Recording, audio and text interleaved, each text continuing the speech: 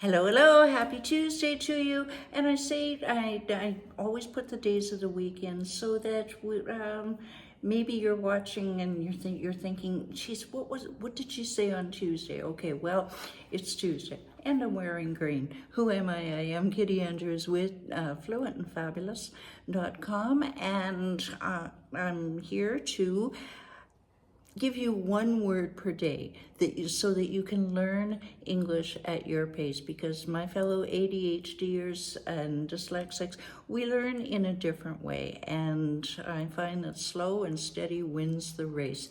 Whether or not you are looking to improve your career, your schooling, or just even your confidence in social situations, this is the way to do it.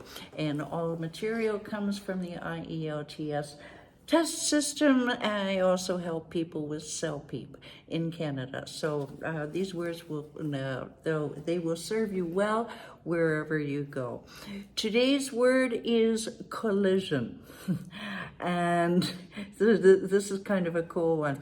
Okay, so a collision is a noun, and it means the instance of moving one moving object or person striking violently against another. And this is an object and a person, not a person and a person, okay? Are we clear with that? All right, so your sentence is, the collision between the two trucks caused a major delay on the highway. So it's the collision, the two trucks crashed together. Now, here's something that I just learned today. In computing, collision is a term, and apparently it means, here's your sentence, when two different pieces, and all of you computer experts out there, you know this already, when two different pieces of information try to go in the same spot in a computer's memory, we call that a collision. Okay, who knew? And it's also a phrase with, a phrase, an idiom, and an expression. On a collision course. Now, you probably can guess what this means. The situation is going in a direction that will lead to a collision.